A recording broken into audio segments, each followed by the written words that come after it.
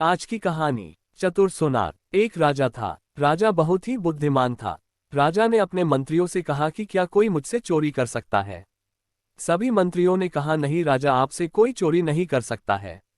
तभी एक मंत्री ने कहा राजा जी, कुछ सुनार होते हैं जो व्यक्तियों के सामने से ही सोना चुराते हैं। तो राजा ने कहा यह नामुमकिन है, मेरे सामने कोई भी सुनार सोना नहीं चुरा सकता। उसने राज्य के सभी सुनारों को अपने दरबार में बुलाने का आदेश दिया। आदेश के अनुसार सभी सुनार राज्य में आए। सभी आपस में चिंतित थे कि राजा किस वजह से एक साथ हमें बुलाए हैं। तभी राजा दरबार में आए और उन्होंने कहा कि क्या आप मेरी देखरेख में भी सोने की चोरी कर सकते हैं। कुछ सोनार ने कहा जी हाँ, हम 1/4 सोना निकल सकते हैं। कुछ ने कहा कि हम आधा सोना चुरा सकते हैं।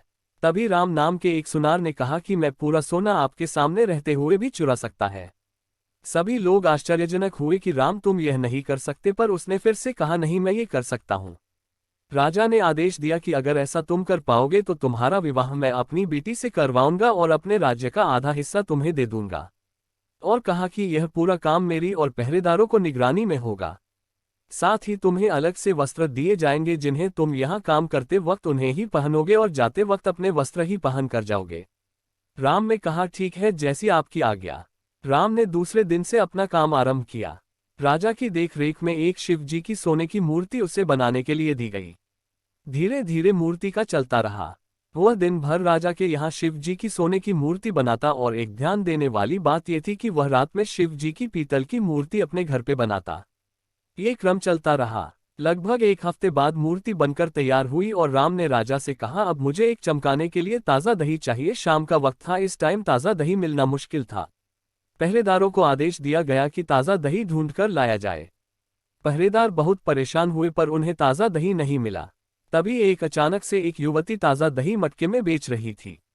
राम ने सोने की मूर्ति उस मटके में डाली और निकालकर उसे चमका दिया। फिर राजा ने अपने स्वर्ण विशेषज्ञ को बुलाया और मूर्ति की जांच करने को कहा और पूछा नवनीत की इस मूर्ति में कितना सोना है। स्वर्ण विशेषज्ञ आश्चर्यजनक हुए कि राजा, इसमें तो एक भी सोना नहीं है। ये जानकर राजा भी बहुत हैरान हुआ कि पूरा काम मेरी देखरेख में हुआ है, फिर भी ऐसा कैसे हो सकता है। उसे पहरेदार दरबार लेकर आए और राजा ने उस पूरे मटके को खरीदकर राम को दे दिया और युवती को पैसे देकर जाने को कहा। राजा ने राम से पूछा कि तुमने ऐसा कैसे किया।